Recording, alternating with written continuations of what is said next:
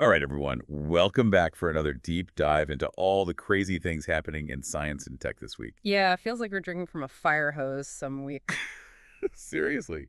But hey, that's what makes it fun, right? This week, well, we've got a bit of everything. We're talking internet addiction, the ick, AI going a little haywire, and even a potential lawsuit over, get this, the name of the Gulf of Mexico. Oh, this should be good. So to kick things off, let's head over to China, where a new study found that encouraging college students to exercise actually helped them reduce their internet addiction symptoms. I'm listening. At first glance, I would think those two things are, well, pretty unrelated. Right, like who's going to choose a treadmill over their favorite video game? But this is where it gets interesting. The study suggests that exercise doesn't just address the addiction itself. It kind of tackles all these underlying mental health factors. Like what? Things like anxiety, feeling lonely, Yeah. even feelings of inadequacy. Makes you think, doesn't it? Are we just treating the symptom, not the cause, when it comes to internet addiction? Maybe. And the Reddit thread on this study, oh man, pure gold. User Zephyr Sija, too, brought up a good point. They said going for a run without your phone can be super relaxing. I can see that. I mean, we could all use a little less screen time, a little more fresh air. Exactly. But, of course, you've got those who disagree, like user Gepardinke, who basically said that treadmills are the definition of boring. Hmm. Hmm. So basically, they'd rather be scrolling through their phone than suffering through a treadmill workout. Pretty much. But hey, it raises a good point, right? We need to find ways to move our bodies that we actually enjoy. If it feels like a chore, well, it's not going to do much for our mental health. Agreed. All right, let's move on to a topic that's both fascinating and a little awkward. The ick. You know that feeling, right? Like sudden repulsion towards someone you were previously attracted to? Oh, I know it well. Turns out there's actually research on this. What, like a scientific explanation for why someone suddenly becomes completely unappealing? Well, sort of. The study suggests that perfectionism and narcissism might be contributing factors. Interesting. So people with those traits tend to experience the ick more often. Yeah, seems like it. High expectations, focusing on flaws, needing constant validation, not exactly a recipe for relationship bliss. Not at all. And of course, the Reddit thread was wild. Yeah. One user, Sivri Set, perfectly summed it up with, the word ick makes me feel ick, Yeah, okay, I can see that. It's kind of a visceral word, isn't it? for sure. But beyond the terminology, I think this study makes us think about how our expectations and, personality traits shape our relationships. Maybe we can all be a little more understanding when attraction takes an unexpected detour. I like that. A little more empathy never hurts. Okay, ready for a shift in gears. We're going from matters of the heart to some potentially groundbreaking medical news. There's research suggesting that semaglutide, that's a drug typically used for weight loss and managing diabetes, might actually have an effect on alcohol consumption. Hold on, are you saying a weight loss drug could help people who struggle with alcohol? Yeah, it seems that way. A clinical trial found that semaglutide helped participants reduce their alcohol intake by a whopping 40%. Wow, that's pretty significant. Absolutely. And, behind those numbers are real stories. One Reddit user, Insurance to the Rescue, shared their experience battling alcoholism for over a decade. They said semaglutide helped them break free from those weekend-long binges. That's incredible. It really highlights the connection between our brain chemistry and addiction and, the potential for new treatment options to offer real relief. It's definitely a story of hope, though more research is always needed, of course. Of course. So what's next? Let's talk about something that always seems to spark both excitement and a little fear. Artificial intelligence, specifically AI hallucinations. Yes, when AI starts making things up. Definitely a hot topic right now. For sure. And the debate is raging. Is it just another form of error, like the ones humans make all the time? Or is it something totally different when a machine creates truth with no basis in reality? It's tricky, right? Because on a technical level, we have to look at how humans and AI process information differently. It gets pretty philosophical, too. Absolutely. And naturally, the internet had thoughts. Reddit user Meta Knowing, well, they chimed in with, I also confidently state things I am wrong about, so checkmate. Haha, that's a good one. But there is a difference, right? Humans can be held accountable for spreading misinformation, but with AI, things get a little blurry. It makes you think about the future of truth and accountability in this age of increasingly sophisticated AI. Definitely something to keep an eye on. Now, for a story that's both terrifying and, well, a little bit funny, get this. The Trump administration reportedly fired hundreds of staff members who were responsible for overseeing nuclear weapons. Wait, what? That's unsettling, to say the least. It's sparking comparisons to the collapse of the Soviet Union, with worries about instability and, people trying to profit from the chaos. Yeah, it's like something out of a dystopian movie, but it's happening in real life. The reactions on Reddit were a mix of genuine concern and dark humor. One user, Last Wave, commented, "I'm going to buy a bottle cap press." Referencing Fallout, I presume. Bit of a bleak joke, but it reflects the anxiety around this whole situation. Totally. It makes you wonder about the future of, well, everything when something like this happens. It definitely raises some big questions about global security. Okay, let's shift gears again. Meta, formerly Facebook, they've been in the news for some, shall we say, less than stellar reasons. Massive layoffs have sparked a lot of anger among employees. It's more than just the job losses. There's a lot of criticism about how Meta treats its employees, its business model, the whole disconnect between Silicon Valley elites and the average person struggling to make ends meet. It's like people are starting to question the whole tech utopia narrative that Silicon Valley's been selling for so long. Right. It's not all sunshine and rainbows, and I think people are starting to realize that. And finally, to end on a slightly lighter, albeit bizarre note, Mexico's president is threatening to sue Google. Over what? Another data privacy scandal? Nope. He's upset because on some Google Maps platforms, the Gulf of Mexico is labeled as the Gulf of America.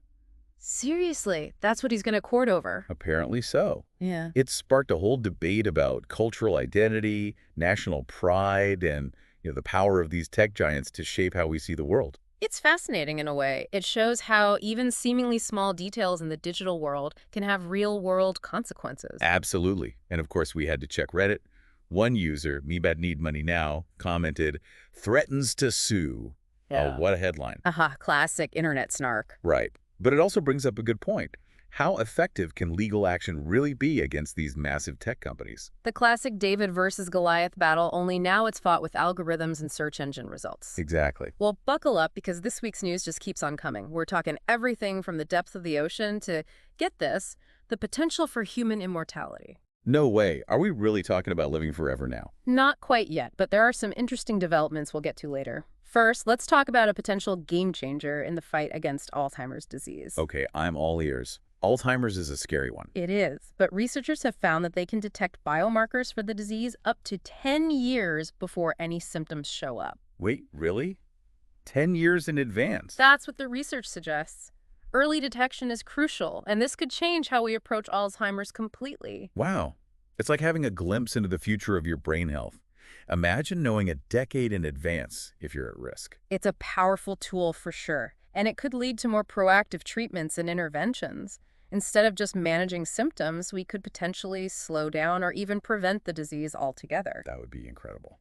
Talk about a glimmer of hope. Yeah. Okay, let's switch gears for a minute and dive into the world of gaming.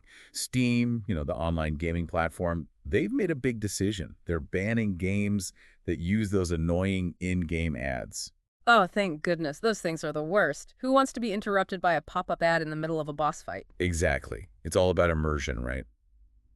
And it seems like Steam is finally listening to the players. It's a small change, but it could have a big impact on the gaming experience. No more intrusive ads ruining the fun. Couldn't agree more. Now let's talk about silencing some less desirable voices. Discord, the communication platform, finally added an ignore feature. About time. It's like they finally realized that sometimes you just need to block out the negativity. Exactly. It's about creating a more positive online experience where you can connect with people without being dragged down by drama. So you're saying we can finally mute those people who just love to stir the pot? You got it. Sometimes a little digital peace and quiet is all we need. Agreed. Okay, moving on to a topic that always seems to spark debate: fake news. A recent study found that far-right populists are more likely to spread it than those on the left. That's interesting, but not entirely surprising, is it? Maybe not. But it's a reminder that misinformation is a real problem, and it can have serious consequences. It fuels polarization and makes it harder to have constructive conversations. Absolutely. We need to be more critical of the information we consume and, question our assumptions. And look for diverse perspectives. It's easy to get stuck in our own echo chambers. Right. Okay, get ready for this one. It's a bit unsettling. Researchers have detected microplastics in human brains for the first time. Wait, what? Yeah. In our brains? I knew plastic was everywhere, but wow. Yeah, it's pretty freaky. We already knew it was in the ocean, in our food, but now it's in the very organ that controls our thoughts and emotions. It makes you wonder what kind of impact that's having on our health, doesn't it? Absolutely. It's a wake-up call. We need to do something about this plastic problem before it's too late. Couldn't agree more.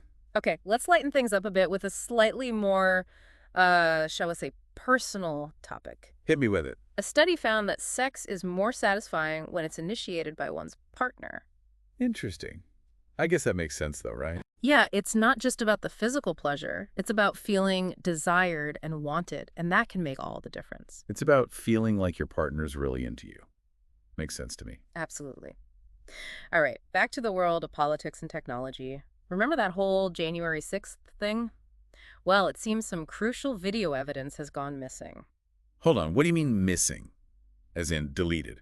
Well, a media coalition has raised concerns about the disappearance of footage from the Capitol riot, and there are worries about a potential cover-up. Wow, that's not good. Transparency is kind of important, especially when it comes to something as serious as an attack on our democracy. Right. It's essential for accountability. How can we hold those responsible accountable if we don't even know the full story?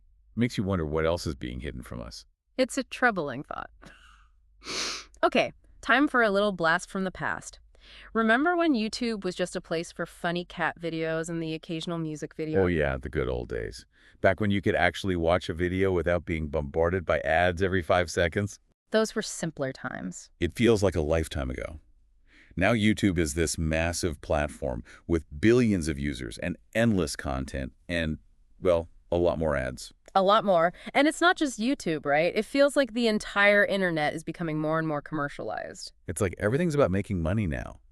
And the user experience is an afterthought. The inshitification of the internet, some call it.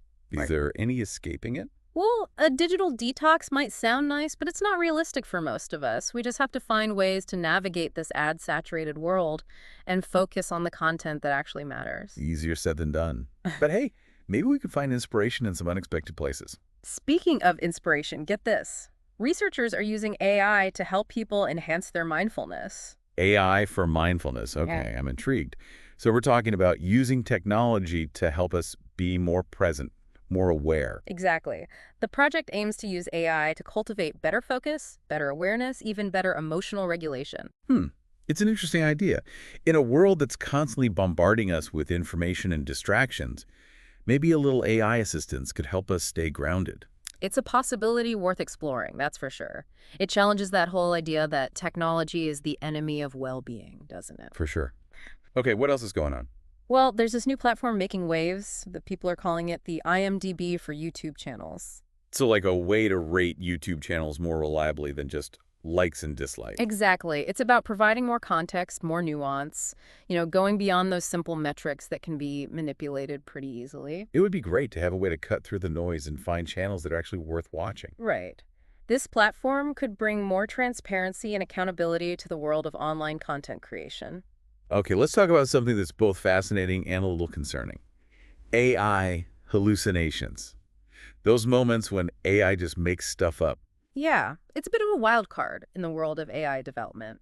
As these systems get smarter, they also seem to get better at creating convincing but ultimately false information. Right. It's like the AI is dreaming up its own version of reality, one that doesn't match the facts. So how do we trust these systems if they're prone to these hallucinations? It's a big challenge. We need to find ways to detect and correct these hallucinations, and we have to ensure these AI systems are transparent and accountable. Accountability is key, especially when the lines between what's real and what's AI generated are getting blurrier every day.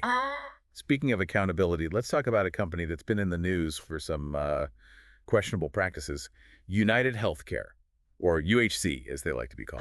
Yes. It seems they're not too happy with the negative feedback they've been receiving online. They're actually threatening to sue anyone who criticizes them publicly, saying it's defamatory and harmful to their reputation. Wow, that's a bold move. I get that companies want to protect their image, but this feels a bit like an attempt to silence dissent. Right. It makes you wonder if they're really trying to address the concerns people have, or if they're just trying to shut down any negative press. It's definitely a concerning trend. especially when a company as big as UHC is using legal threats to stifle criticism. Okay, let's move on to another institution that should be prioritizing transparency, the CDC and the FDA. Apparently, they've been removing important web pages from public access. Yeah, this is pretty messed up. A court actually ruled that they have to restore these pages. It seems they were removing or altering content that didn't fit a particular political agenda. It's like they were trying to rewrite history. Yeah. And it's scary, right? Yeah. Especially when we're talking about public health information. Absolutely. Access to accurate information is crucial, and attempts to manipulate or suppress that information can have serious consequences. No kidding. All right, before we wrap things up, there's one more story we need to talk about. Remember Mark Zuckerberg, the Facebook, now Meta guy? Well, it turns out Zuck might have a bit of a shady past. Oh, this should be good. What did he do? Forget to log out of his fake account? Worse. It seems that back in his college days, he might have illegally downloaded 82 terabytes of data from JSTOR, that online library of academic journals. 82 terabytes. That's a lot of data, even for a tech whiz. Right. It's like a classic Silicon Valley tale, ambition, rule-breaking, and massive amounts of data. Makes you wonder if those early days influenced his approach to data privacy at Facebook. That's an interesting thought. Well, it seems like the digital world is never short on surprises, huh? It's a wild ride keeping up with all the twists and turns. That's what makes it so fascinating, though, right? We're constantly learning, adapting, and trying to make sense of this world that's being reshaped by technology at warp speed. Exactly. And that's why we're here, to try and make sense of it all, one headline at a time. Thanks for joining us on The Algorithm Speaks. We'll see you next week for another deep dive into the wild world of science and tech.